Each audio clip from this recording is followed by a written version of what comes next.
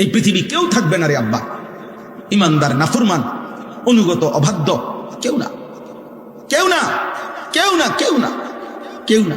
বলো না ভাই, আজ থেকে 300 বছর আগে যারা নেককার মানুষ ছিল তারা এখন কোথায়? বলে না, সবাই বলেন।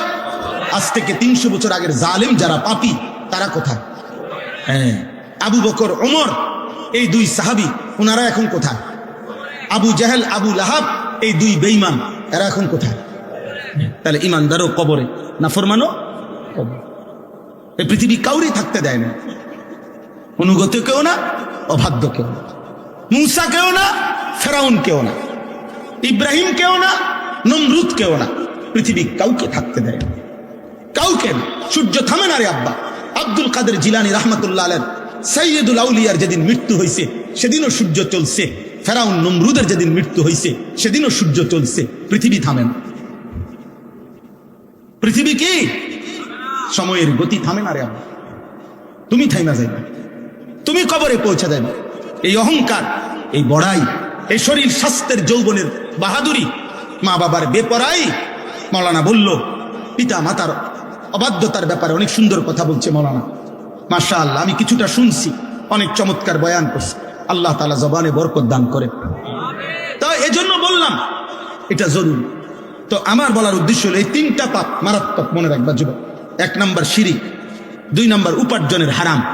যারা অভিভাবক আছেন, রোজগার করেন, যারা পয়সা কামাই করেন, আপনাদের জন্য কথাই, উপার্জনের হারাম কইরা আমনও টিকতেন না, ফ্যামিলিও টিকত না, ফ্যামিলিও টিকত না।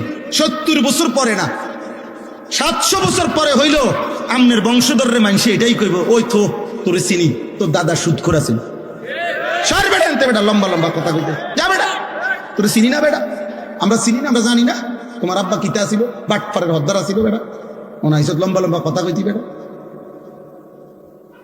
পাপ মুছা যায় না, পাপ কি করা যায় না, মুছা যায় না। আল্লাহ মাফ না করিলে, তওবা না করিলে, আল্লাহর কাছ থেকে মাফ না নিলে বড় মুশকিল, বড় মুশকিল, বড় মুশকিল। এজন্য হারাম রোজগার করবেন না, হারাম রোজগার করেন না আব্বা, হারাম রোজগার। শুধু শুধু কেন সুদ নিলেন, কেন কিস্তি নিলেন, কেন লোন নিলেন, কেন ওজনে কম দিলেন, কেন মিথ্যা বললেন? আহা, আল্লাহ তাআলা বলে বান্দা, এত বড় সূর্য, এত বড় চন্দ্র, এত বড় আসমান, এত বড় জমিন, এত আলো, এত বাতাস, এত রোদ, এত বৃষ্টি, এত আলো, এত অন্ধকার, গ্রহ নক্ষত্র, এত গাছ, এত ফুল, এত ফসল, এত পশু, এত পাখি, এত কীট পতঙ্গ, এত কিছু আমি তোমার জন্য ব্যবস্থা করতে পারতেছি প্রতিদিন, প্রতি ঘন্টা। অল্প কোগা ভাত আর একখান গড় আমি বুঝি তোমার দিতে পারতাম না, এই বুঝি কয়টা ভাতের লেগা আর একখান গড়ের লেগে এতটি মিথ্যা কথা কইলাম? এত সুদ, এত কিস্তি, এত মিথ্যা, এত ধোকা, এত ওজনে কম দেওয়া, এত বাটফারি করলাম এই গরিয়ানের লেগা? বলেন না, একজন মানুষের শেষ পর্যন্ত কিতা এটাই তো দেখাই যে গরিয়ান করছে, এ গরিয়ান করছে। আর কিতা করছেন? আর এই বাজার সদাই, ফাঙ্গাস, তেলাফিয়া, হ্যাঁ, ঘিরা, টমাটো, ধনিয়া, কাঁচামরিচ, দুন্দুল, করলা, আর কিতা, আর হলো বন, বিড়ি, চা, আলু চপ, পেঁয়াজ, পান, সুপারি, এই শেষ। এই চাচার হায়াত শেষ। 70 বছরে কতগুলো বহন খাইছে আর বিড়ি খাইছে। শেষ বয়স কেমনে কাটাইছেন কাকা? এই আল্লাহর রহমতে আপনাকে 10 জনের দোয়ায়, চা দোয়ানে, আমরা দোয়ায় আমরা চা দোয়ানে বন খাই, বুঝলেন? বিড়ি খায়, শুধু বিড়ি খায়। আহ, আস্তাগফিরুল্লাহ, আস্তাগফিরুল্লাহ, নাউযুবিল্লাহ। আফসোসের বিষয়। আমার কথা রাগ করে না, আমি প্রয়োজনে আর কোনোদিন আসবো না। আমি এই কথা মাথায় রেখেই ওয়াজ করি। বাকি আমার একদম স্পষ্ট কথা, 60 বছর 50 বছর এরকম বয়স্ক যেই সমস্ত লোক এখনো বিড়ি সিগারেট খায়, এ কথা স্পষ্ট। এই লোক নির্লজ্জ, এই লোকের কোনো লজ্জা শরম নাই, একদম শরম নাই, শরম নাই, তোমার কোনো শরম নাই। 60 বছর বয়সও আপনার থেকে যদি এই সমাজের ছেলে পেলে, নাতি নাতনি কিছুই শিখতে না পারে, আর কোন দিন শিখবো আপনার থেকে? 60 বছর বয়সে আপনার থেকে কি শিখবো? বিড়ি ঘরের থেকে শিখবে কি? কথা বলেন না কেন? চা দোকানে যে নর্তকীর নাচ দেখে, টেলিভিশনে নর্তকীর নাচ দেখে, এমন বুড়া মেয়ের থেকে বাকিরা কি শিখবে? বলেন, আপনি বলেন, বলো একজন এখানে বলেন, কি শিখতো আপনার থেকে? বিড়ি খানা? কি শিখতো? আপনাদের সন্তান আপনাদের কাছে আমানত। এই ছেলে পেলেগুলো নামাজ পড়ে না, এই ছেলেগুলো সারাদিন রাত মোবাইল টিপতেছে। আমি সেদিন আব্বা গত শনিবারে আমি এক জায়গায় ফজরের নামাজ পড়ছি, মাহফিলের জন্য যাইতেছিলাম আরেক জায়গায়, সারা রাত্র জার্নি করে রাস্তার পাশে এক মসজিদে ফজরের নামাজ পড়তে ঢুকছি। আমি এবং আমার শায়েখ আল্লামা মুফতি মুশতাকুর নবী কাসেমি, আমরা দুইজনের গাড়িতে ফজরের নামাজের জন্য ঢুকে দেখি, আল্লাহর কসম এই কোরআন হাতে বললাম, মসজিদের মধ্যে দেখছি শুধু দুইজন মুসল্লি, দুইটা ছেলে, ইমাম সাহেবটাও একটা ছেলে, মুসল্লিটাও একটা ছেলে। এই দুইটা ছেলে ছাড়া একটা লোক মসজিদে নেই, একটা লোক নাই, একটা লোক নাই। ছেলেটা বলল, হুজুর এটা 3 মৌজার জামে মসজিদ। মানে 3 মৌজা পর্যন্ত ভাই, এক গ্রামে তো 1 মৌজা না, কয়েক গ্রাম মিললে একটা মৌজা হয়। 3 মৌজার জামে মসজিদ এটা, শুধুমাত্র দুইটা ছেলে ফজরের নামাজের জন্য মসজিদে। এই জাতির ভবিষ্যৎ কি বলো না আব্বা? তোমরা যারা ছেলেরা নামাজ পড়ো না, একদিনও তোমরা আগামী দিনে কেমনে বাঁচবা? কেমনে বাঁচবা? আল্লাহর দয়া ছাড়া বাঁচবা কেমনে রে আব্বা? আল্লাহর ফজল ছাড়া কেমনে বাঁচবা? আফসোসের ব্যাপার, আফসোসের ব্যাপার, আফসোসের ব্যাপার। হযরত আব্দুল্লাহ ইবনে মাসউদ, আমি বিশুদ্ধ হাদিস বলতেছি, নবী সাল্লাল্লাহু আলাইহি সাল্লামের বিখ্যাত সাহাবী হযরত আব্দুল্লাহ ইবনে মাসউদ বলেন, লাম ইয়াতাখাল্লাফ আন্না, নবীজির জামানায় ফজরের নামাজে মসজিদের জামাতে, 5 ওয়াক্ত নামাজের জামাতে যারা উপস্থিত হতো না, অনুপস্থিত থাকতো, খোদার কসম সাহাবী বলেন আমরা তাদেরকে বুঝতাম কানা মুনাফিকান বাইয়িনুন নিফাক, এটা প্রকাশ্য মুনাফিক। আল্লাহর কসম, নবী সাহাবী মসজিদের জামাতে যে আসতো না, সাহাবী বলেন আমরা তাকে চিনতাম এটাই, এই নামে যে এটা প্রকাশ্য মুনাফিক। এই জন্য যুবক, মাশাআল্লাহ, এখানে লেখা আছে সপ্তগ্রামের সকল যুবক বৃন্দ সার্বিক সহযোগিতা, নওজোয়ান তোমরা যারা এই মাহফিলের সাথে সম্পৃক্ত, তোমাদের অনেকের গলায় বেইস আছে, আমি তোমাদেরকে বলি, তোমরা যদি আমগরে ভালোবাসা থাকো, মহব্বত করে থাকো, এই মহব্বতের দাবি নিয়ে বলতেছি আব্বা, তোমরা একজন আরেকজনকে আগামীকালকে মিটিং করো, পরামর্শ করে বসো যে আমরা এক বন্ধু আরেক বন্ধুকে ফজরের নামাজের জন্য ডাকবো। বলো ইনশাআল্লাহ। দেখবা তা একজন একজনের সাথে ওয়াদা করো, তাহলে দেখবা বরকত হবে। 10 জন লইয়া পারতা না, তুমি শুধু একজনের লাগে, দোস্ত কি কস, হুজুরের কথা মতো চল, ফজরের নামাজ পড়ি। রাসূলুল্লাহ সাল্লাল্লাহু আলাইহি সাল্লাম হচ্ছে যে ফজরের নামাজ পড়ে তাইয়্যিবুন নফস, তার অন্তর পবিত্র হয়ে যায়। তাইয়্যিবুন নফস, আল্লাহ নবী বলছে যে ফজরের নামাজ পড়ে না, আল্লাহর কসম নবী বলছে খাবিসুন নফস, ওর অন্তর হলো খবিস, ওইটা খবিস, খবিস, এটা খবিস, খবিস, এটা ফজরের নামাজ যে পড়ে না এটা খবিস, খবিস, খবিস এটা। আর আল্লাহ নবী বলছে খবিস পায়খানায় থাকে। খবিস থাকে কোথায়? পায়খানা। এই জন্য নবীজি বাথরুমে পায়খানায় ঢুকতে এই খবিস থেকে পানা হতে। বাথরুমে ঢুকার দোয়া কি? মানে কি কোন আমনে কোন খবিস না? তো বুঝা গেল নবীজি এটা কেন কইতেন? বাথরুমে ঢুকতে কেন বলতেন যে আল্লাহ খবিস থেকে পানাহ চাই? তাহলে বুঝা গেল বাথরুমের ভিতরে কে আছে? খবিস। রাসূলুল্লাহ সাল্লাল্লাহু আলাইহি সাল্লামের হাদিস, ফজরের নামাজ যে পড়ে না, আল্লাহ নবী বলছে শয়তান তার এই মাথার পিছনে ঘাড়ের এখানে গিট্টু দিয়ে রাখে, শয়তান তাকে আর বলে আলাইকা লাইলুন তাওয়িলুন ফারকুদ, হে আল্লাহর বান্দা রাত হলো অনেক লম্বা, লম্বা ঘুমা, নাফরমান ঘুমা। শয়তান তাকে আটকায় রাখে, আবদ্ধ করে। নাউজুবিল্লাহ। তো আমার কথাটা শেষ হয়েছে না। রাসূলুল্লাহ সাল্লাল্লাহু আলাইহি সাল্লাম এই সূরা হুদ, এই যে কথাটা বলতেছিলাম, 5টি জাতির আযাবের বর্ণনা ওই সূরার মধ্যে আছে। কোন সূরা বলেন তো? সূরা হুদ, 11 নম্বর সূরা কোরআনে। তো ওই সবটা বর্ণনা করার পর, মানে আযাবের বিস্তারিত বর্ণনা দেওয়ার পর, গুনাহ, নাফরমানি, পাপ, সীমা লঙ্ঘনের কথা বর্ণনা করার পর আল্লাহ কোরআনে ওই সূরাতে একটা আয়াত নাজিল করছে, নবীজিকে বলছে ফাস্তাকিম কামা উমিরতা, অতএব বন্ধু যাই বললাম আপনার কাছে আযাবের বর্ণনা।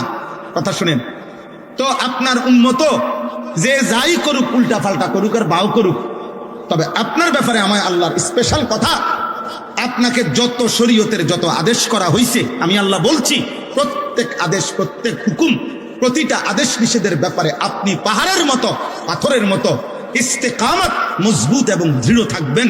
এক সুতা, এক জাররা আপনি বন্ধুর থেকে যেন কোনো আমলও না ছুটে, কোনো রকমের ভুল যেন না হয়। কাকে বলছে? নবী সাল্লাল্লাহু আলাইহি সাল্লামকে বলছে। এর কয়দিন পরে, এই সূরা নাজিলের কিছুদিন পরে আল্লাহ নবী সাল্লাল্লাহু আলাইহি সাল্লামের দাড়ি মুবারক সর্বপ্রথম 3টা বা 4টা 2টা চুল দাড়ির সাদা হয়ে গেছে।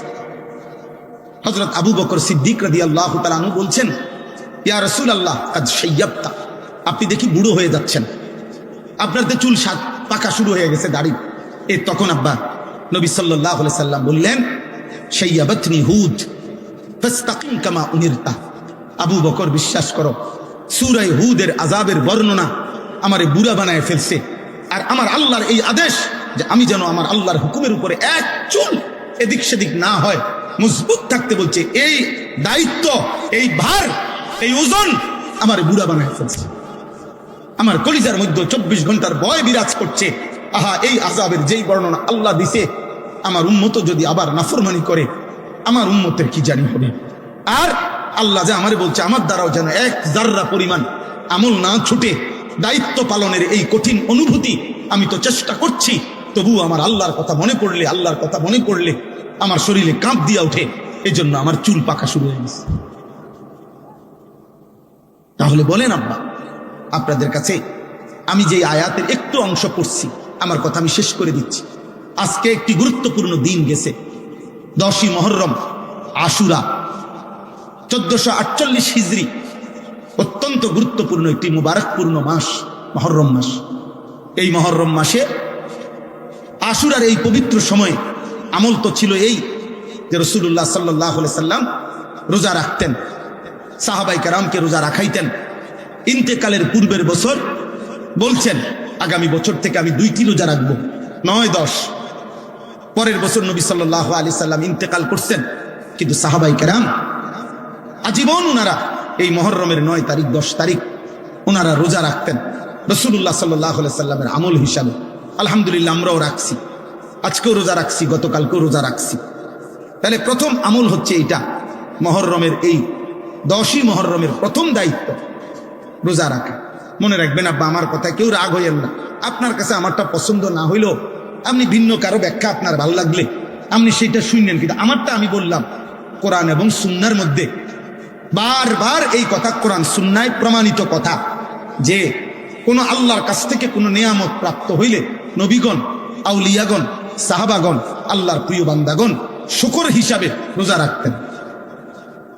আর আমরা শুকর হিসাবে আমরা বুঝি খিচুড়ি, আমরা বুঝি বিরিয়ানি, আমরা বুঝি খানা। খানা আগো খানা, আরো খানা বাড়ায় দেয়। আমাদের সমস্ত আনন্দ কিংবা বেদনায় খানাটা হলো মুখ্য। আনন্দের মুহূর্ত, আনন্দের অভিব্যক্তি খানা, বেদনার মুহূর্তেও বাপ মরুক, মা মরুক, বউ মরুক, ফুত মরুক, বেদনা, দুঃখ ভারাক্রান্ত মানুষ, কিন্তু দায়িত্ব হইল খানা। খানা আমাদের বুঝ হলো এটা। আনন্দের মুহূর্ত আমরা বুঝে নিছি ভাতের থালা, বেদনার মুহূর্তেও আমরা বুঝে নিছি ভাতের থালা। এটা আমরা খুব বুঝছি, আমরা বুঝছি এটাই। বাকি কোরআন সুন্নাহর আলোকে আমরা এটা বুঝি নাই, আমরা এটা বুঝি নাই। আপনারা আপনাদের যেমনি বুঝছেন, আপনাদের বুঝে আপনারা আরেকবার ভাইবেন আমার কথা। আমি এই কথাটাই বললাম, আমার এই কথাটাই আপনাদেরকে বললাম। আরেকবার জিজ্ঞাসা করেন যে রাসূলুল্লাহ সাল্লাল্লাহু আলাইহি সাল্লাম কারো মৃত্যুতে, নবী সাল্লাল্লাহু আলাইহি সাল্লাম বাবা মা স্বজনের মৃত্যুতে নবীজি কি করতে বলছেন? আবার শুনতে চেষ্টা করেন। কৃতজ্ঞতা স্বরূপ আল্লাহ নবী জিজ্ঞেস করছে মদিনার ইহুদিদেরকে, তোমরা কেন রোজা রাখো মুহররমের 10 তারিখ? সব হুজুররা মসজিদে মসজিদে এটা বয়ান করছে কিনা বলেন? প্রত্যেক হুজুররাই বলছে, সব মসজিদে এটা বয়ান হয়েছে। হযরত মুসা আলাইহিস সালাম ফেরাউনের কবল থেকে এই মুহররমের 10 তারিখ ওনার সঙ্গী সাথী নিয়ে নদী পার হয়ে আল্লাহ ওনাকে রক্ষা করছেন। ফেরাউনের পুরা বাহিনী ডুবে গেছে। তাইলে এইটা এই শুকর হিসাবে মুসা আলাইহিস সালাম আল্লাহর হুকুমে প্রতি বছর 10ই মুহররম রোজা রাখতেন।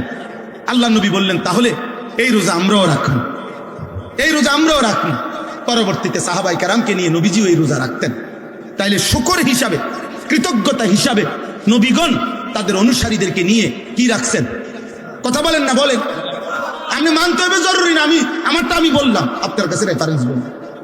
রাসূলুল্লাহ সাল্লাল্লাহু আলাইহি সাল্লাম এ কথা সমস্ত আলেম স্বীকার করবে কোনো সন্দেহ ছাড়া। নবী সাল্লাল্লাহু আলাইহি সাল্লাম সোমবার দিন প্রত্যেক সপ্তাহ নবীজি সোমবারে রোজা রাখতেন। নবী সাল্লাল্লাহু আলাইহি সাল্লাম রোজা রাখতেন, এটা সব হাদিসে আছে। আল্লাহ নবীকে জিজ্ঞেস করছে, ইয়া রাসূলুল্লাহ, আপনি সোমবারে রোজা রাখেন কেন? নবী সাল্লাল্লাহু আলাইহি সাল্লাম বলেন, ফিহি বুলিতু, এই দিনে আমি জন্মগ্রহণ করেছি। আমার জন্মের খুশিতে, আমার জন্মের আনন্দে শুকর হিসাবে আমি প্রত্যেক সোমবারে রোজা রাখি। তাহলে আপনাদেরকে এটাও যদি ভুল বলে থাকি তো আপনি ফেলে দিয়েন, কোনো অসুবিধা নাই, আপনি বাদ দিয়ে দিয়েন। কিন্তু ইনসাফ যদি বলে থাকি, যদি হাদিস বলে থাকি, সত্য বলে থাকি, আরেকবার বাইবেন। তাইলে আনন্দ কিংবা বেদনা, যদি 10ই মুহররম মুসা আলাইহিস সালাম ফেরাউনের বাহিনী থেকে উদ্ধার হয়েছেন, এটার যদি কৃতজ্ঞতা হয় তাইলেও তিনি রোজা রাখছেন। আর যদি ইমামে হুসাইন রাদিয়াল্লাহু তাআলা আনহুর কারবালার এই হৃদয় বিদারক কলিজা ছেঁড়া আহলে বাইতের শাহাদাত আর খুনের কথা যদি স্মরণ হয়, তাইলেও তো বিরিয়ানি আর ভাতের থালা হাতে উঠবার কথা না। বলেন মিয়া, ইনসাফ কি বলে? মিয়া, ইনসাফ কি বলে? ইনসাফ কি বলে? বলো না, ইনসাফ কি বলে? আমি করছেন আপনারা, আমার মানা নাই, কিন্তু আমার ওই জাকির বলছে, আগে শুনাইছে, আমি এরপরও কিছু বলি নাই, হজম করছি। কিন্তু আপনারা বলেন, আপনারা এই জরি লাগাইছেন কেন? বলেন। আপনারা কল্পনা করেন, ছেলেরা তোমরা কল্পনা করো, ধরে নাও আজকে 10ই মুহররম, মনে করো এই মসজিদের সামনে ইমামে হুসাইনের পবিত্র লাশ এখানে আইনা রাখছে। মনে করো আহলে বাইতের 71 জন আহলে বাইতের পবিত্র সদস্যের খুন ঝরা লাশ কারবালার মাঠ থেকে মনে করে এখানে আইনা রাখছে। তো তোমার দায়িত্ব কি? এই ফুল লাগানো? বলেন না ভাই, আপনার ইনসাফ কি বলে? বলেন, তর্ক ছাড়া কম। রাগ হয়েন না আপনারা, আমি শুধু বুঝাইলাম আনন্দ কিংবা বেদনায় উল্লাস কেমনে হয়, আনন্দ কিংবা বেদনায় খানা কেমনে মুখে আসবে। শুকর হিসাবে তো নবী সাল্লাল্লাহু আলাইহি সাল্লাম শিখাইছেন রোজা। আমরা একজন একজন করে লিখি, হিসাব করি। এখন হাত তোলার দরকার না, আমি হিসাব নিচে মুখে বলতেছি আর কি, যে কয়জনের মনে ছিল রোজা রাখার কথা। অথচ কসম আল্লাহ, হাদিস স্পষ্ট আছে, একজন মহিলা সাহাবী রুবাই বিনতে মুআফফিজ রাদিয়াল্লাহু তাআলা আনহা, তিনি বলেন, নবীজির জামানায় মুহররমের এই 10 তারিখের রোজা আমরা মহিলারাও রাখতাম, পুরুষরাও রাখতাম, নবীজিও রাখতেন। ওয়ানুসাউযিমু সিবিয়ানানা, আমরা আমাদের বাচ্চাদেরকেও এই রোজাটি রাখতাম, আমাদের বাচ্চারাও এই রোজা রাখতো, বাচ্চাদেরকেও আমরা রোজা রাখাইতাম। তাহলে সাহাবায়ে কেরাম তাদের বাচ্চাদেরকেও নবীজির আনুগত্য শিখাইছেন, অনুসরণ শিখাইছেন। এই আমার এই দূরে কথা, আমি বিশ্বাস করেন আমি ঠেলাঠেলি বুঝি না, আমি ধাক্কাধাক্কি করতে চাই না। এ বলতে বলতে আল্লাহর দয়ায় ওয়াজের বয়স 22 বছর হয়ে গেছে। 22 বছর, আর কত, আর কত? এইখানে এই এলাকাগুলোতে আমি এই মসজিদে তারাবি, খতমে তারাবি পড়ছি। হ্যাঁ, এই মসজিদেই। ওই যে আমি যে চবেপুরে তাফসির করতে ছিলাম, চবেপুরে দাখিল মাদ্রাসার যে মসজিদে, তো 2 দিন না 3 দিন ছিলাম। আরো আগের কথা, তো খতমে তারাবি হয় না ওইখানে কোনো মসজিদে। তখন শুনছি একমাত্র এখানেই তো মনে হয় এই মসজিদে খতমে তারাবি হয়েছে। আমি ওইখান থেকে খতমে তারাবি পড়ে আবার ওইখানে গেছি, রাত্রে গিয়ে ওইখানে ছিলাম। জাকির, এই হাফেজ জাকির আমার খুব পরিচিত, ওর কারণেই দাওয়াত নিছি। অতএব আব্বা, আপনাদের আমি মৌলানা সাহেবকে চিনি, ওই জাহাঙ্গীর ভাইকে চিনি, এই চবেপুর এই অঞ্চল এলাকায় শতবার আসছি আমি, আশেপাশের সব এলাকা। তাহলে অতএব আমার বলার উদ্দেশ্য হলো, একজন মুমিন আনন্দের প্রকাশও করবে নবীজি সাল্লাল্লাহু আলাইহি সাল্লাম সাহাবায়ে কেরামের আমল হিসাবে, বেদনা সেটাও প্রকাশ করবে নবী এবং সাহাবীদের তরিকায়। এটা তর্কের বিষয় না, এটা ঝগড়ার বিষয় না, এটা সুন্নি ওয়াহাবির বিষয় না, এটা কাজ্জা ফাসাদের বিষয় না, এটা হলো কোরআন সুন্নাহর সাথে মিলাইয়া নেওয়ার বিষয়। সাহাবায়ে কেরাম নবী সাল্লাল্লাহু আলাইহি সাল্লামের আমলের সাথে মিলাইয়া নেওয়ার বিষয়। আপনি আপনার জায়গা থেকে যদি আপনার মিল্লা যায় খালাস, কথা বোঝেন নাই?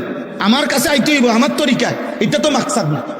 মাকসাদ হইল আপনি যেখানেই আছেন, যার কাছেই আছেন, যেই পীর যেই মুর্শিদে হোক, যেই আউলিয়ারি হোক, যেই দরবারি হোক, যেই খানকাই হোক, আপনি শুধু এতটুকু মনে রাখেন, ইবাদত কিংবা আমল, আনন্দ কিংবা বেদনা, সব অবস্থাতে সুখ কিংবা দুঃখ, আমাদের প্রত্যেক অবস্থার বহিঃপ্রকাশ রাসূলুল্লাহ সাল্লাল্লাহু আলাইহি সাল্লাম সাহাবায়ে কেরামের আমলের সাথে মিলানো উচিত। উচিত? কথা বলেন না কেন? উচিত। এই এদ্দুর আপনাদের বিবেকের কাছে বলে গেল, এদ্দুর আমাদের বিবেকের কাছে বলে গেল।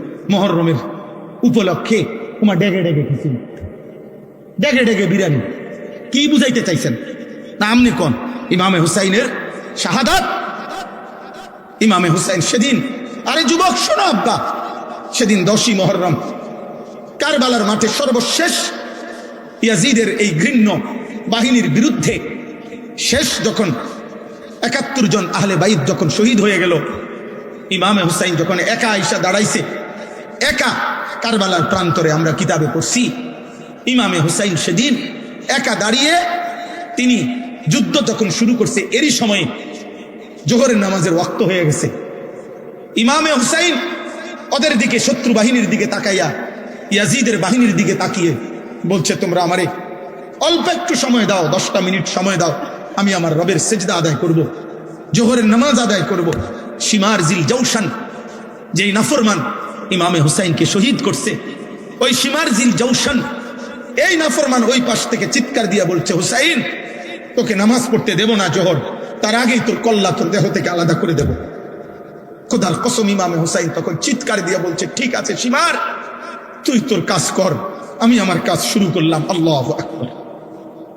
উনি নামাজে দাঁড়ায় গেছে, বলছে ঠিক আছে, তুমি আমার কল্লা ফেলে দাও, আমি জান দেব, কিন্তু আমার রবের সেজদা দিয়ে দাও। ইমামে হুসাইন রাদিয়াল্লাহু তাআলা আনহু সেদিন রক্ত মাখা কারবালার প্রান্তরে জোহরের নামাজ আদায় করছে। আর তুমি নাফরমান, এক ওয়াক্ত নামাজ না পড়া, তুমি হুসাইন প্রেমিক আর আমি হুসাইনের দুশমন। আচ্ছা ঠিক আছে, ইনশাআল্লাহ হাশরের ময়দানে তোমার লগো আমার দেখা হবে, ইনশাআল্লাহ, ইনশাআল্লাহ দেখা হবে, ইনশাআল্লাহ দেখা হবে, ইনশাআল্লাহ। নবীর আশিককে, নবীর দুশমনকে ইনশাআল্লাহ আমল নামা তোমারও আছে, আমল নামা আমারও আছে, আছে না?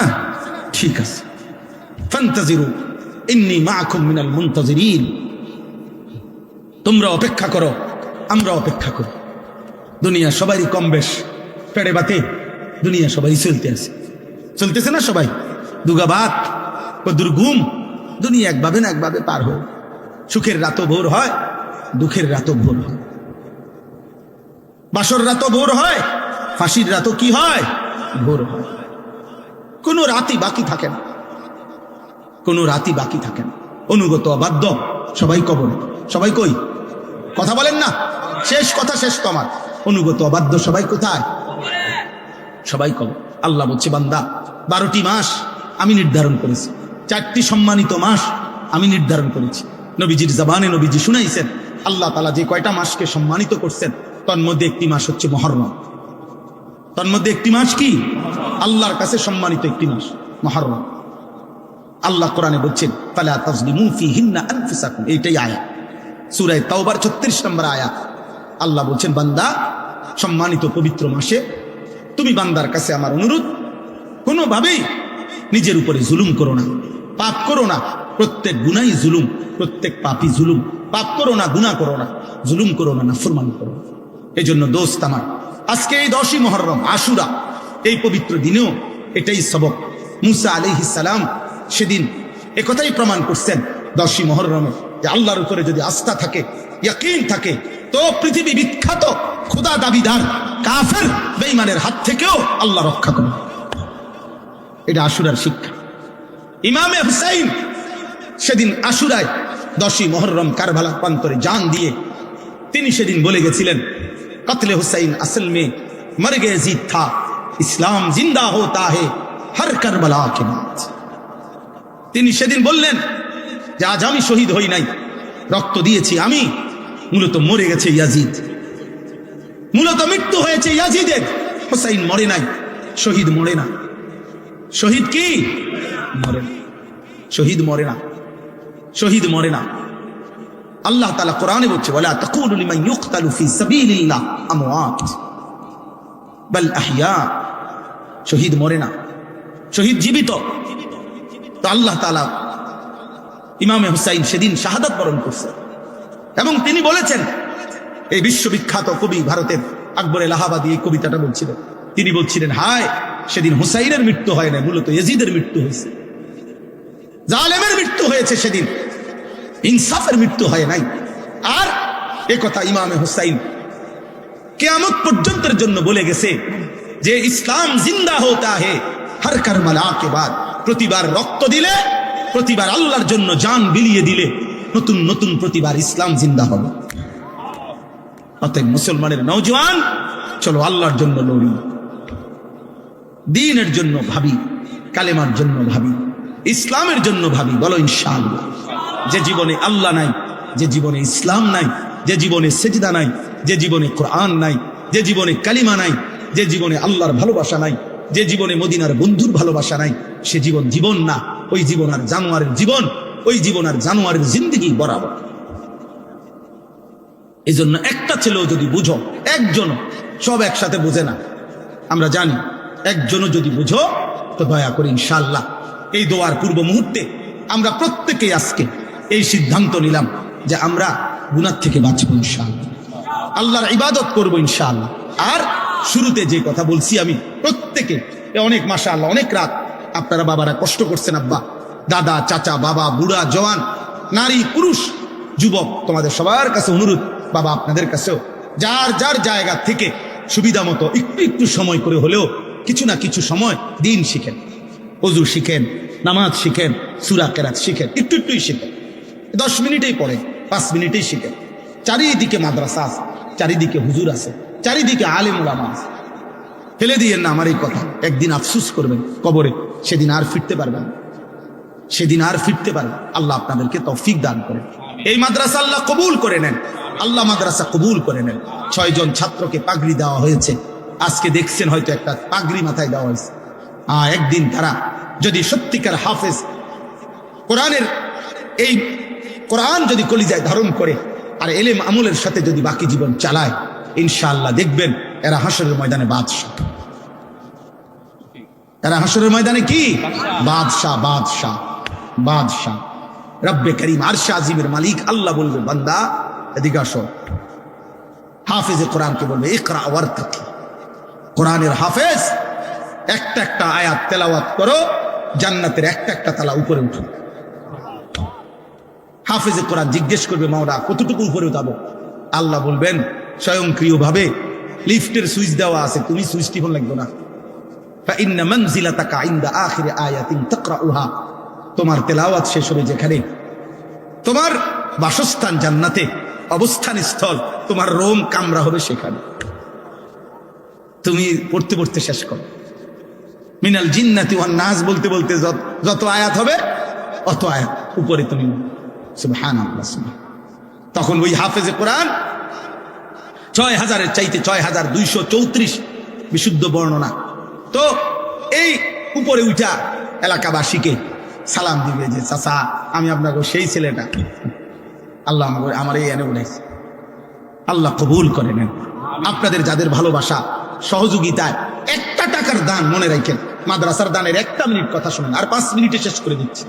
এই একটা টাকার দানে আপনি যেখানে মিশে গেলেন, 1000 টাকা, 10,000 টাকা, 5,000 টাকা, মনে রাখেন এটা একটা সিলসিলা। সিলসিলা মানে আমি আনিসুর রহমান আজ থেকে 35 বছর আগে আমি যেই মাদ্রাসায় পড়ছি, মনে করেন নোয়াখালী লক্ষ্মীপুর টুমচর মাদ্রাসায়, তাহলে ওই মাদ্রাসায় যারা দান করছে তাদের দানের টাকার থেকেও আমার খাবারের লোকমা আল্লাহ মিলাইছে। তো আমি সেই মাদ্রাসায় পড়ছি, আমার ছাত্র জীবনে আমি যতগুলো মাদ্রাসায় পড়ছি ওই মাদ্রাসাগুলোতে যারা দান সাদাকা করছে, আজকে আল্লাহ তাআলার তৌফিকে দয়ায় যেটুকু কোরআন সুন্নাহর কথা আমরা বলতেছি, এর দ্বারা যদি সওয়াব হয়, খোদার কসম এই প্রত্যেক দাতার আমলনামাতে সওয়াব উঠে। এবং আমি এখন আরেকজনকে শিখাইলাম, তো এবার সে বলতেছে, সে আবার আরেকজনকে শিখাবে, সে বলতেছে এই সিলসিলা মাদ্রাসার দান এটা আর থামে না, এটা আর শেষ হয় না। অতএব এই শেষ 4-5 মিনিট সময়, লম্বা কালেকশন না, আপনাদের প্রত্যেকের কাছে অনুরোধ, আপনারা প্রত্যেকে আপনাদের ভালোবাসা নিয়ে পকেটে হাত দেন। মাদ্রাসার জন্য যার যার ভালোবাসা দিয়ে যেটুক তৌফিক হয় মহব্বতের সাথে একটু বেশি করে মাদ্রাসার জন্য একটু দান করেন। এরপরে আমরা এক্ষুনি দোয়া করছি। যদি কেউ বলেন পরে দিবেন তো বলে ফেলেন, ওনারা লিখে রাখুন। যদি কেউ নগদ দিবেন আমাদের কাছে দেন, অথবা ছেলেদের হাতে দেন, যেমনি সুবিধা হয়। থাকলেই দেন, না থাকলে দোয়া করে দিয়েন, থাকলে না দিয়েন এমন যেন না হয়, বেশি করেই দিয়েন। মাদ্রাসার দানে, মসজিদের দানে আব্বা ঠকবেন না, কেউ ঠকবেন। আমি একটু আগেই বলছি, আল্লাহ তাআলা বলছে ওয়ায়ুরবিস সাদাকাত, সাদাকা দান আল্লাহ বাড়িয়ে দেয়, বাড়িয়ে দেয় আল্লাহ বরকত। উঠেন না, কেউ দোয়া না করে উঠেন না। এই 2 মিনিট এক্ষুনি আমরা দোয়া করে দিচ্ছি। মাশাআল্লাহ। কোথায় কবরস্থান? আল্লাহ আল্লাহ আল্লাহ কবুল করেন, আল্লাহ মাফ করে দেন। জি, কেউ যদি পরে দিবেন, চাচাদের মধ্যে, বাবাদের মধ্যে অনেক সম্পদশালী আছেন, প্রবাসী আছেন, ছেলে পেলে প্রবাসী আছে, আপনারাও বলেন যে হুজুর আমি ইনশাল্লাহ 10,000, 5,000, 50,000 দেব। ভাই আছেন ভালো? জি, দেখছি তো আপনারা। মাশাআল্লাহ। আপনার নাম কি যেন? আব্দুস সামাদ ভাই। বাবা মার জন্য দোয়া চেয়েছেন। হ্যাঁ, ইমাম হাসান, ইমাম হুসাইন রাদিয়াল্লাহু তাআলা আনহুমা, উনাদের রূহের মাগফিরাতের জন্য।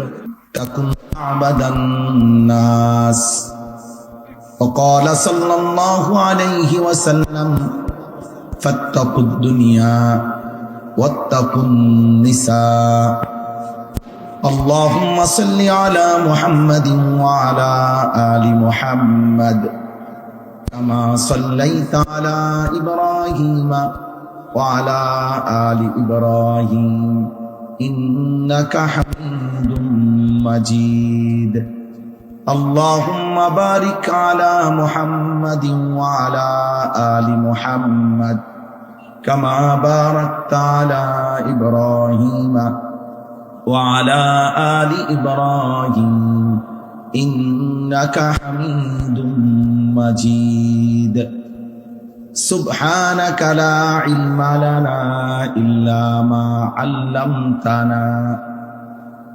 إنك أنت العليم الحكيم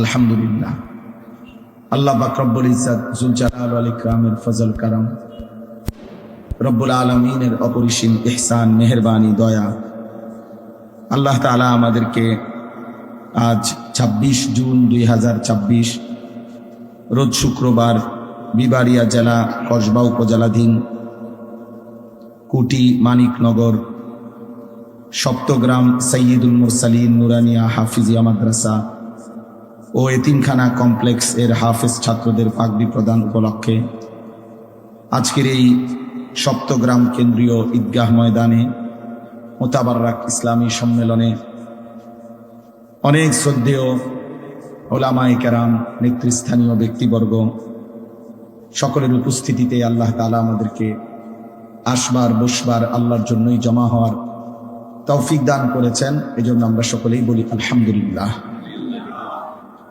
সবার কাছে বিনীত অনুরোধ, কিশোর, নওজোয়ান, বয়স্ক সবার কাছে, এই হাতে মোবাইল ধরে ভিডিও বা রেকর্ড করা যাবে না। হাতে মোবাইল ধরে রেখে ভিডিও রেকর্ড করা আমার পক্ষ থেকে নিষেধ। আমি এটা আদেশ করলাম। এরপরে আমি যাকে দেখব তারে এখান থেকে বাইর করে দেব, আপনারে ধমক দিয়া বের করে দেব। কাজেই যেই হন, টুফিওয়ালা, টুফি ছাড়া, সবার জন্য কথা এটা। আর নিজের থেকে চলে গেলে আরো ভালো। যদি বলেন যে আমি নিজের থেকে চলে গেলাম, আপনার মতো হুজুরের ওয়াজ শুনলাম না, তা আপনার মতো বেড়াইতে আমি বললাম না, বুঝেন নাই? এই জন্য দয়া করে নিজের থেকে চলে গেলে অনেক ভালো হয়।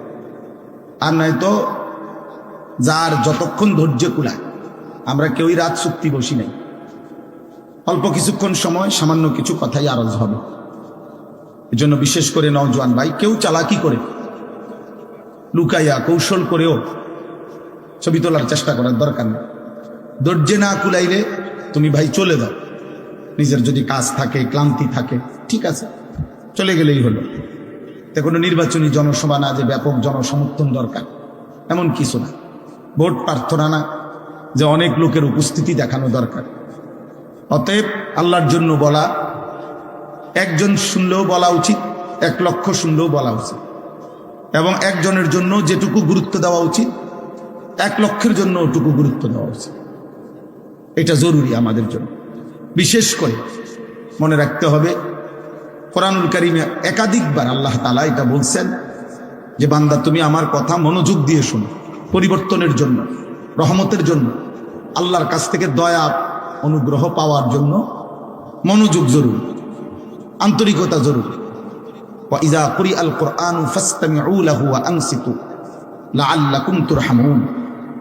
আল্লাহ তাআলা বলেন, যখন কোরআন পড়া হয় তোমরা মনোযোগ দিয়ে শোনো এবং চুপ থাকো। এই 2টা আদেশ করছেন, লাআল্লাকুম তুরহামুন, এতে অবশ্যই তোমাদের উপরে রহমত বর্ষিত হবে। তাহলে আল্লাহর ওয়াদা যে আমার যে বান্দা মনোযোগ দিয়ে শুনবে এবং চুপ থাকবে, আমি তার উপরে রহমত নাজিল করব। আর রহমত মানে তাফসীরের মধ্যে আছে আল্লাহ তাআলা তাকে আল্লাহর কথার উপরে আমলের তৌফিক দিবে। এই তৌফিক পাওয়া, আমলের তৌফিক হওয়া, এটাই রহমত। তো এই জন্য আল্লাহর কথা মনোযোগ দিয়ে শুনতাম। হযরত মূসা আলাইহিস সালামকে আল্লাহ তাআলা তুর পাহাড়ে প্রথম দিন বলছিলেন, ওয়া আনা আখতারতুকা ফাসতামি' লিমা ইউহা। মূসা, আমি আল্লাহই তোমাকে কথা বলার জন্য, আমার কথা শুনবার জন্য আমি বাছাই করেছি। অতএব ফাসতামি', তোমার উপরে যে ওহী আসতেছে, আমি আল্লাহর পক্ষ থেকে যে কথা, সেটা মনোযোগ দিয়ে শোনো, মনোযোগ দিয়ে শোনো। আল্লাহর আদেশ, ওয়ালাউ আলিমাল্লাহু ফীহিম খায়রান লাআসমাআহুম। আল্লাহ তাআলা বলেন, আমার বান্দার মধ্যে যদি আমি কল্যাণের প্রতি আগ্রহ দেখতাম, নেকির প্রতি আগ্রহ দেখতাম, আমার কথার প্রতি আন্তরিকতা দেখতাম, তার মধ্যে আসলে খায়রের মানসিকতা, ভালো কাজের, ভালো কিছু করার, নেক কাজ করার মানসিকতা যদি আমি দেখতাম, তো আল্লাহ বলে লাআসমাআহুম, আমি আল্লাহই আমার বান্দার কানে পৌঁছায় দিতাম। অর্থাৎ আমি দেখতেছি তার ভিতরে কোনো মানসিকতাই নাই শুনবার, গ্রহণ করার। তো এই ফালতু মানুষের শুনানোর কি দরকার? এত বাজে মানুষের শুনানো কি দরকার? এই জন্য আমি একদম প্রত্যেক দিন এইটা কিছুক্ষণ বলি, আমার এটা অভ্যাস যে আল্লাহর কথা মনোযোগ দিয়ে শুনতে হয়, নয়তো পরিবর্তন হয় না, মাতবুরি করলে হয় না। ইলম, কোরআন সুন্নাহর ইলম শতভাগ বিনয়ের সাথে গ্রহণ করতে হয়। আশ্চর্য হবেন আপনারা, বুঝবেন সবাই। প্রথম যেদিন আল্লাহ তাআলা আদম আলাইহিস সালামকে সৃষ্টি করে 60 হাত লম্বা তৈরি করে রূহ দিলেন, আদমকে রূহ দিলেন, একেবারে বিশুদ্ধ হাদিসের মধ্যে আছে। তো আল্লাহ তাআলা প্রথম দিন আদম আলাইহিস সালামকে দিয়ে প্রথম কি কাজ করাইলেন, কি করাইলেন আদমকে দিয়ে? প্রথম কি করছে? হাদিসের মধ্যে আছে, একটু দূরে একদল ফেরেশতা বসা ছিল। তো এই প্রথম, সর্বপ্রথম রূহ দেওয়ার পর আল্লাহ তাআলা আদম আলাইহিস সালামকে বললেন, ইযহাব ফাসাল্লিম আলা উলাইকা নাফা ফাসতামি' লিমা ইউহাইয়ুনাকা। তুমি এখান থেকে উঠো, হেঁটে পায়ে হাইটা ওইখানে যাও, ওই যে ফেরেশতারা বসা সেখানে গিয়ে যাও, গিয়ে তাদেরকে সালাম দাও। সালামের বাক্য আল্লাহ শিখাই দিছেন। তো এই সালাম দিবার পর তুমি শুনবা মনোযোগ দিয়া যে উনারা জবাবে কি বলে ফেরেশতারা। অতঃপর ফেরেশতারা যেটা বলবে, এই তোমার আর তাদের এই কথা, সালাম, এটাই হবে কিয়ামত পর্যন্ত তুমি এবং তোমার আদম সন্তানদের পরস্পরের সাক্ষাতের প্রথম সম্বোধন। তো আদম আলাইহিস সালাম ওনাদের কাছে গেলেন, সেখানে গিয়ে সালাম দিলেন।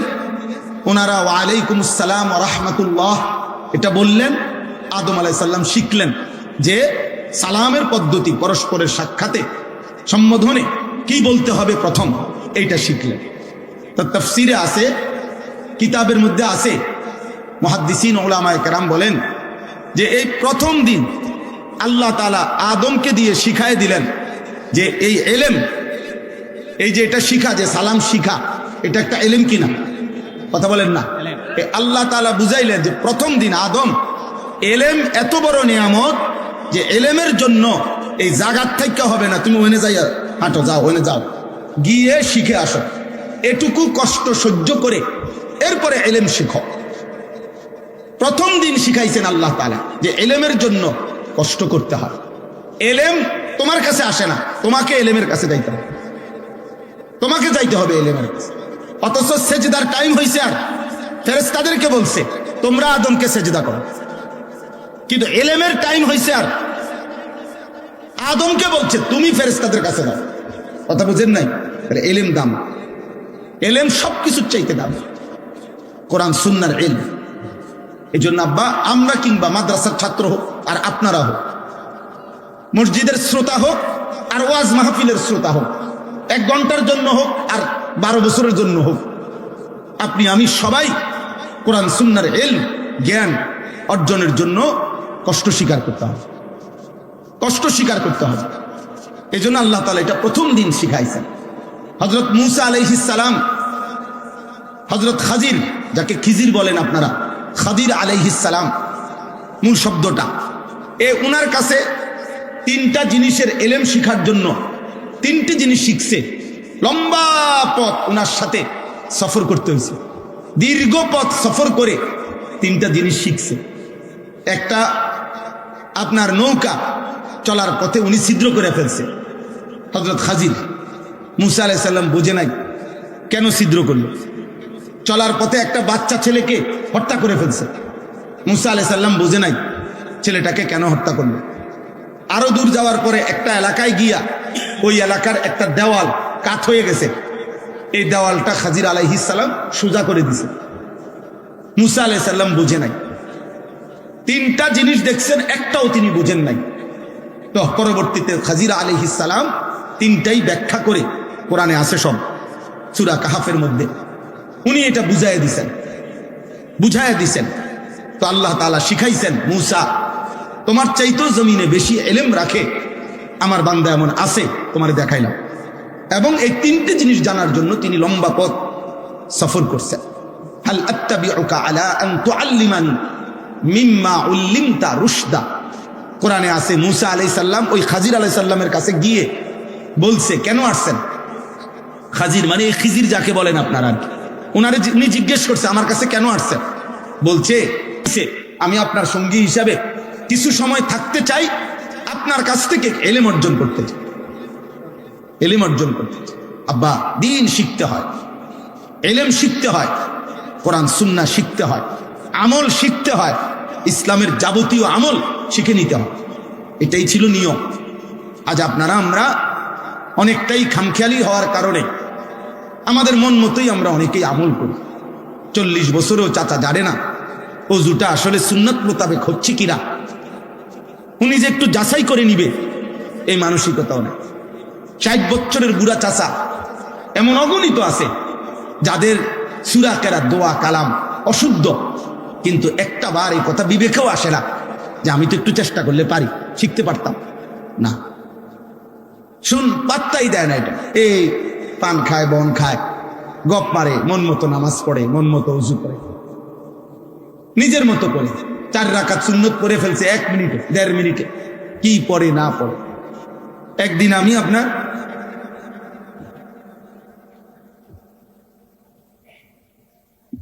একজনকে দেখছি চেয়ারে বসে নামাজ পড়তেছে, তো একটু পরে দেখি হাতের ইদ্দুর বাইর করে,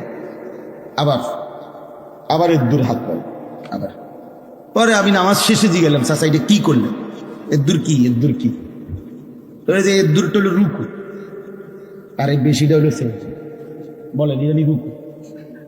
আমি বাপ দাদা 14 গোষ্ঠী শুনছি নি এটা রুকু, পৃথিবীর কোনো আলেম বলবি নি এটা রুকু, এটা নি রুকু, হাতের ইদ্দুর বাড়ালি নি রুকু। আমি বললাম তো আপনি এটা কোত্থেকে শিখলেন? এটা রুকু, এটা সেজদা, মাথা কই, আমনে কই? আশ্চর্য কথা। অনেকের তো এটা হইল কথা? এটা বুঝি দিন যে আমি নামাজ পড়তেছি, আমার আশেপাশে দেখেছি অনেকে এরকম করে, এটাই নামাজ? আশ্চর্য। আপনি বসে নামাজ পড়লে ইশারায় তো ইশারা কি হাতের নি ইশারা না মাথার ইশারা? তাই খামখেয়ালি, জানারও মানসিকতা না, জানারও মানসিকতা।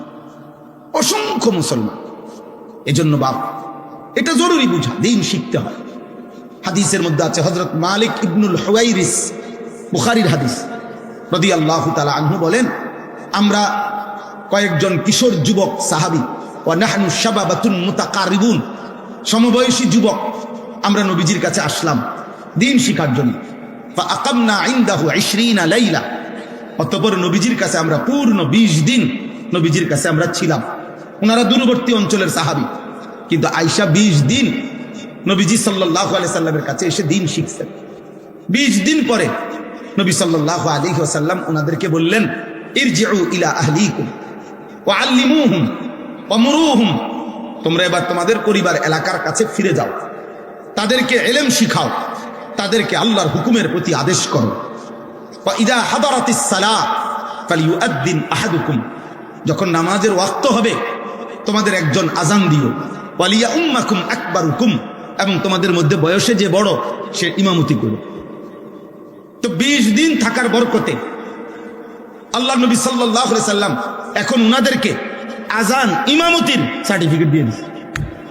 বললেন না যে একজন কি করো ইমামতি। তো সাহাবীরা 20 দিন থেকে ওনারা দিন শিখছেন।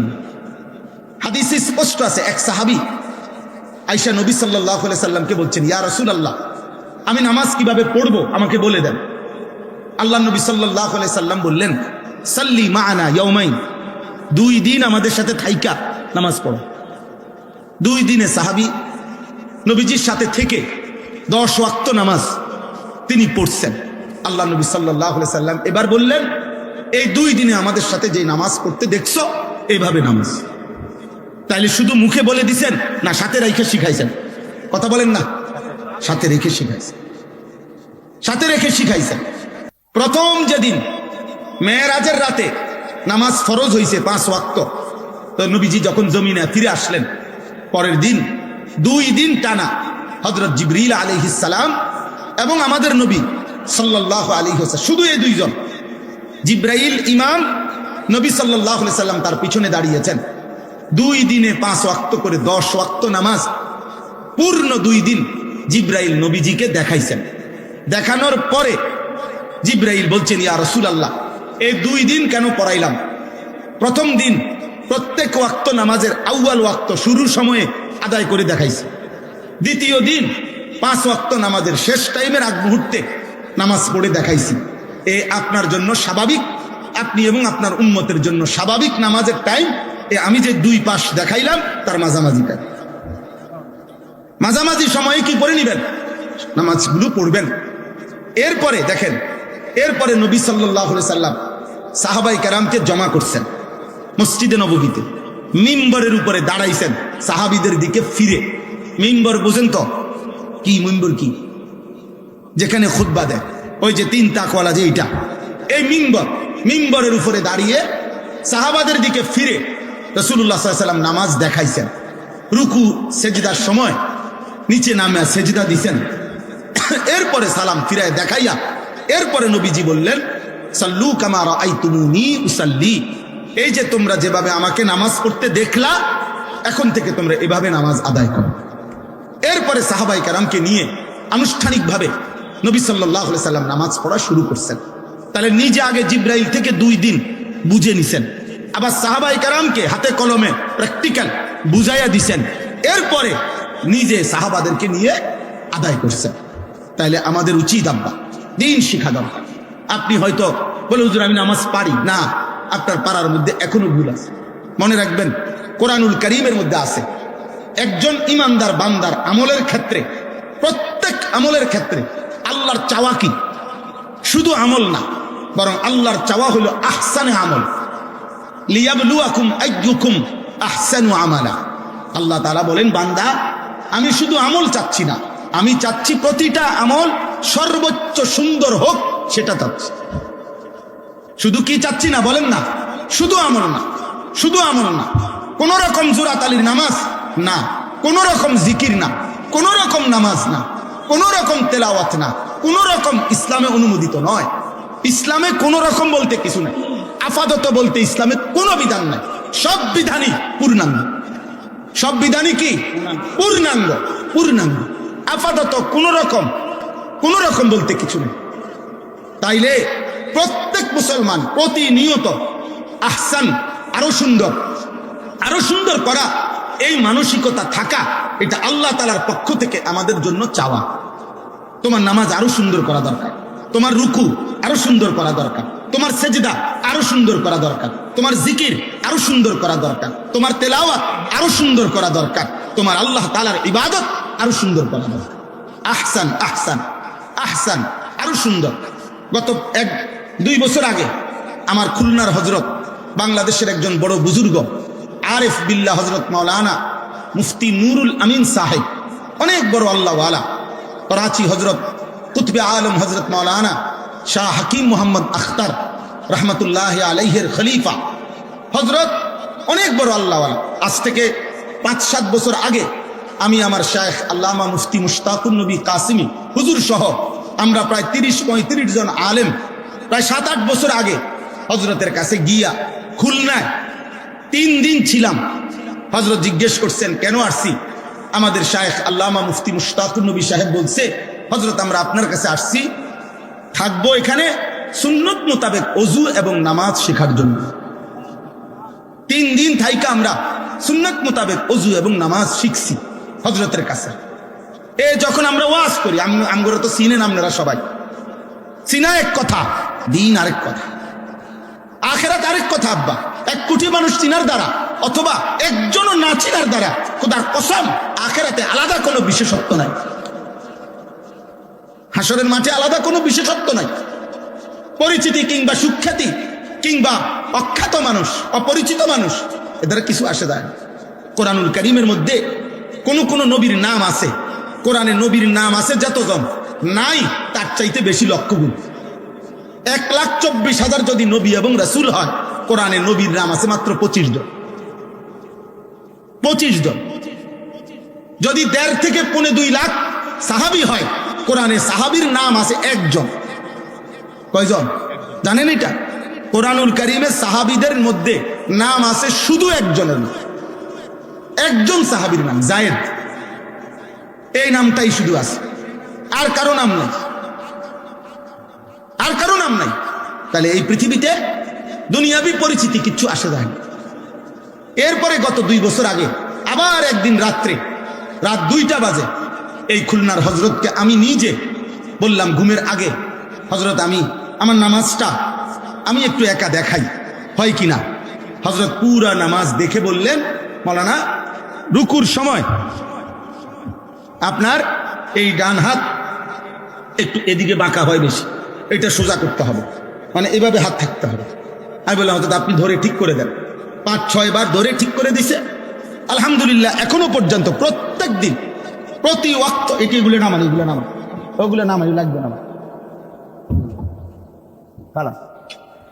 তো প্রত্যেক ওয়াক্ত নামাজের সময় আমার এটা মনে পড়ে যে হযরত আমাকে বলছেন এই হাত কি রাখতে, সোজা না। অধিকাংশ বেলা আমার এটা মনে।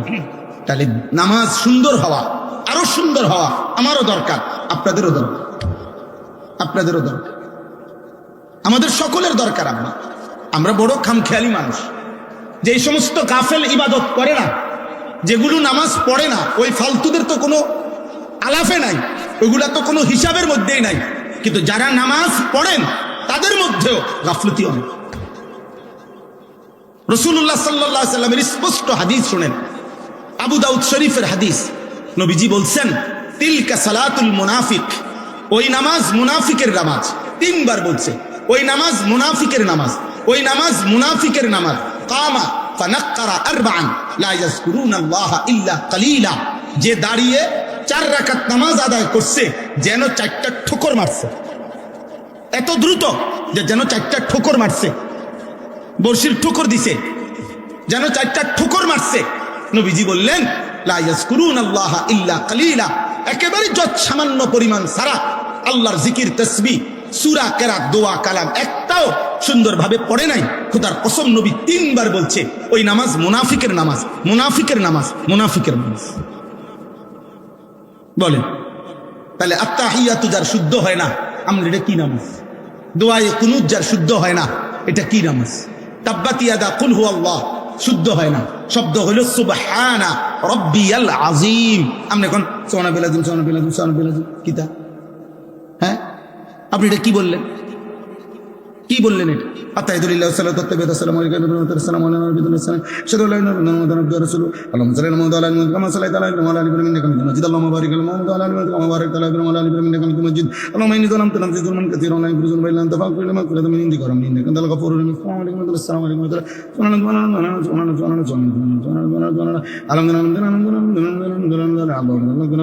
আল্লাহুম্মা আমিন রাব্বানা যালামনা আনফুসানা ওয়া লা তাগফির লানা লানাকুনান্না মিনাল খাসিরিন বিরহমাতিকা ইয়া আরহামার রাহিমিন। খালাস, কুল্লু খালাস উড়ে এলাইলো। আর এটা জাপানি মেশিনে নামাজ। এটি কি পড়লেন? এটা বলে এটা ইনসাফ হইল? এটা নামাজ হইল? বলেন এটা তাসবিহ হইল? নবী সাল্লাল্লাহু আলাইহি সাল্লাম আপনার কল্পনায় বলে একজন মানুষ বলেন, একজন মুসলমান নবীজি এভাবে তাসবিহ করতেন, এমনি করতেন। এটা তাসবিহ হলো? এটা ফাজলামি করলেন না? এটা ফাজলামি করলেন না আপনি? বলেন। এই জন্য আব্বা আগে নামাজিদেরকে বললাম, যারা নামাজ পড়েন আপনাদেরকে বললাম, আপনাদের নামাজ আরো সুন্দর হওয়া দরকার। আপনি যদি বলেন হুজুর কতজনে নামাজে তো পড়েন, আমরা তো পড়ি না, এসব ফাঁকনা কথাই হতো না। আখিরাত এইটার ভিত্তিতে কেউ নামাজ পড়ে নাই, এই কারণে আপনার এটা কোন রকম জোরাতালি দিলে চলবে। আল্লাহ কথা বলেন, আল্লাহ কথা বলেন কোরআনুল কারীমের মধ্যে আছে, ফাকাতিল ফি সাবিলিল্লাহ লা তুকাল্লাফু ইল্লা নাফসাকা। কথা শুনেন, নবীজিকে বলছেন সাল্লাল্লাহু আলাইহি ওয়াসাল্লাম, সূরা নিসার আয়াত। কোরআনে আল্লাহ আমাদের নবীকে বলছেন, হে বন্ধু, যুদ্ধের ময়দানে আপনার সাথে যদি একজন সাহাবীও আপনার অনুসারী একজনও যদি না থাকে, তবু আপনি একাই আল্লাহর পথে যুদ্ধ করবেন। ফাকাতিল এক বচনের শব্দ। এরপরে আল্লাহ বললেন কেন জানেন? লা তুকাল্লাফু ইল্লা নাফসাকা। এই পৃথিবীর কারো ব্যাপারে যদি আপনি জবাবদিহি করতে নাও হয়, কিন্তু আপনি কিন্তু আপনার নিজের ব্যাপারে শরীয়তের বিধানের আদিষ্ঠ মুকাল্লাফ, আপনার উপরে কিন্তু শরীয়তের বিধান। অতএব একটি বিধানেও আপনি যাররা পরিমাণ ছাড় দিলে আমি আল্লাহর জিজ্ঞাসা থেকে আপনিও কিন্তু বাঁচবেন না, আপনিও বাঁচবেন না। খামখেয়ালি করলে হতো না, খামখেয়ালি করলে হতো না। কোরআনুল কারীমের মধ্যে আছে সূরা হুদ 12 নম্বর 11 নম্বর পারায় 11 নম্বর সূরা কোরআনের সূরা হুদ।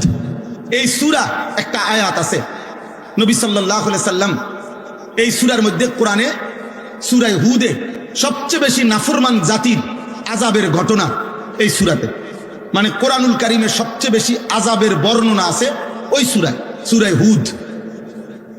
5টি জাতির ঘটনা আছে, 5 জন নবীর কওম যাদেরকে আল্লাহ তাআলা আল্লাহর নাফরমানি আর পাপের কারণে, সীমা লঙ্ঘনের কারণে আল্লাহ তাআলা এই পৃথিবীতে ওই 5টি কওম জাতিকে চিরতরে একেবারে শেষ করে দিয়েছে।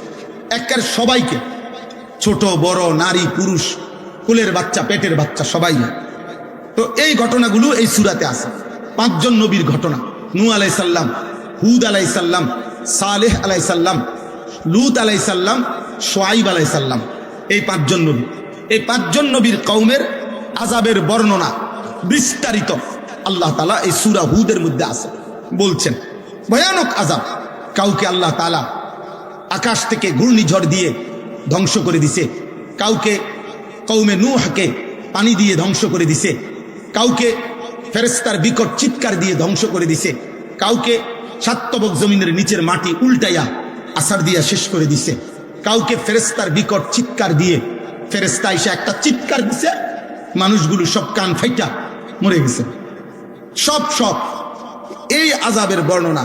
আর প্রত্যেকটা আযাবের কারণ হলো পাপ, গুনাহ, আল্লাহর নাফরমানি। তন্মধ্যে 3টা গুনাহ বড়। পূর্ববর্তী অধিকাংশ জাতি ব্যক্তি মনে রাখবেন, নওজোয়ান ছেলে আব্বা তোমাদেরকে বলি, এই পৃথিবীতে যত জালেম, যত পাপী, যত নাফরমান আল্লাহর আযাবে ধ্বংস হইছে ব্যক্তি কিংবা গোষ্ঠী, তাদের মূল অপরাধ ছিল 3টা। কয়টা? 1 শিরিক। 1 হলো কি? শিরিক। শিরিকের কারণে আল্লাহ অসংখ্য জাতিকে ধ্বংস করে দিছে। এজন্য শিরক বড়ই মারাত্মক, বড়ই মারাত্মক, বড়ই মারাত্মক, বড়ই মারাত্মক। 2 নাম্বার, উপার্জনের হারাম। হারাম রোজগার করে যে, মনে রাখবেন আব্বা, লিখিত কথা, এই কোরআনের ফয়সালা এটা, একবার না বারবার আল্লাহ বলছেন, উপার্জন যার হারাম সে অথবা তার বংশধর, তার প্রজন্ম একটা পর্যায়ে আইসা ধ্বংস হবেই হবে। সুদখোরের বংশ, তোমার বংশ শেষ হয়ে যাবে, তুমি মনে রাখো। ঘুষখোর, তুমি মনে রাখো, 70 বছর পরে হোক, 100 বছর পরে হোক, নাফরমান, তোর বংশ শেষ হয়ে যাবে। হ্যাঁ হ্যাঁ, কিস্তিখোর, তোমার বংশ টিকবে না। আমার নাম আনিসুর রহমান, মনে রাখো, আমি কোরআন থেকে হাদিস থেকে বলে গেলাম। হারামখোরের, হারাম উপার্জনকারীর পরবর্তী প্রজন্ম একটা পর্যায়ে এসা 70 বছর পরে হোক আর 90 বছর পরে হোক, 100 বছর পরে হোক, থাকে না। এটা পরীক্ষিত কোরআনের ফয়সালা। ইয়ামহাকুল্লাহুর রিবা ওয়া ইউরবিস সাদাকাত, সূরা বাকারাতে কোরআনে আল্লাহ স্পষ্ট বলছে, আমি আল্লাহর ওয়াদা, সুদ আমি আল্লাহ সুদ, হারাম উপার্জন আমি নিশ্চিহ্ন করে দেব। ইয়ামহাকু শব্দের অর্থ হচ্ছে নিশ্চিহ্ন করে। আল্লাহর ওয়াদা, আল্লাহর ওয়াদা। একদিন আর বাত্তির, আমি একবার এক জায়গায় দেখছি, বলছে হুজুর আজ থেকে 50 বছর আগে তারা 10 গ্রামের জমিদার ছিল, এই সেই বাড়ি হুজুর, আপনি এখন দেখেন, আমি নিজে বাড়ি ঘুরে দেখছি, একটা ঘর নাই, অনেকগুলো গাছ আছে চারিদিকে, কতগুলো কুত্তা আছে গাছের তলায় বসে রয়েছে, এই কতগুলো কুত্তা ছাড়া একটা মানুষের অস্তিত্ব, যারা জুলুম করতো মানুষের। হারাম উপার্জনকারী, এই 2 নাম্বার। 3 নাম্বার হলো লজ্জাস্থানের গুনাহ, জিনা, ব্যভিচার, পুরুষে পুরুষে অপকর্ম, নিজের হাত দ্বারা নিজের লজ্জাস্থানের নাপাক অপকর্ম, অস্থির ছবি, বেহায়াপনা, অসভ্য, এই জিনা, লজ্জাস্থানের অপবিত্র, শাহওয়াতের গুনাহ, হারাম চাহিদা, যৌন চাহিদা। এই লক্ষ লক্ষ যুবক আজকে এই উশৃঙ্খল, এই চুল, চেহারা, লেবাস, পোশাক, আল্লাহ নাই, নামাজ নাই, সেজদা নাই, হালাল হারামের কোনো ধার ধারে না। এক একটা মোবাইল, নারীর আকর্ষণ, অশ্লীল ছবি, উলঙ্গ নাচ, হাজারো যুবককে কুকুর শুকুরের চাইতে নিকৃষ্ট বানায় গেছে। কলিজার ভিতরে, চেহারার ভিতরে আল্লাহ রসুলের কোনো চিহ্ন নেই, ইমানের কোনো চিহ্ন নাই। কতদিন হয় নামাজ পড়ে না, জানে না, কত রাত আল্লাহকে সেজদা দেয় না। আমার মনে পড়ে নবী সাল্লাল্লাহু আলাইহি সাল্লাম হাসরের ময়দানে আব্বা জিজ্ঞেস করবে, উম্মত 365 দিন, খোদার 1 বছরে মসজিদের মুয়াজ্জিন তোরে কোনোদিন ফজরের নামাজের জন্য জাগাইতে পারলো না, আর ফুটবল মাঠের রেফারি রাত 4টা বাজে কেমনে তোমারে জাগায় দিল? ফুটবলের রেফারি কেমনে তোমারে রাতের 4টা বাজে ঘুম থেকে জাগাইলো কেমনে?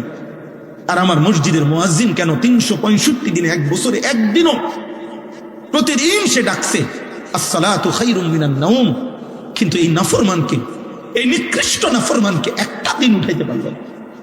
কত বড় বেঈমান, কত বড় গাদ্দার! এই গাদ্দার যেন আল্লাহকে বলে দিছে পরিষ্কার যে মালিক তুমি আরো ডাকলো আমি উঠবো না, তোমার ডাকে আমি সাড়া দেব না। তুমি যতই কও হাইয়া আলাল ফালাহ, তুমি যতই বলো সফলতা, আমি জানি সফলতা হইল ফুটবলে, সফলতা সেজদাতে না। ঠিক আছে আব্বা, চলো ফান্তাজিরু, কোরআনে আছে প্রত্যেক নবী বলতে বলতে বলতে বলতে ওই নবীর উম্মত যখন চূড়ান্ত নাফরমানি করছে, নবী অস্থির হইয়া একটা পর্যায়ে নবীগণ বলে ফেলতেন ফান্তাজিরু ইন্নী মাআকুম মিনাল মুনতাজিরিন। এক সময় নবী বলে তো, হে আমার জাতি, ঠিক আছে, কোনোভাবেই শুনলা না তো ঠিক আছে, আল্লাহর আযাবের জন্য চলো, তোমরাও অপেক্ষা করো, আমি অপেক্ষা করো, দেখা যাক মালিকের কি ফয়সালা, মালিকের কি ফয়সালা।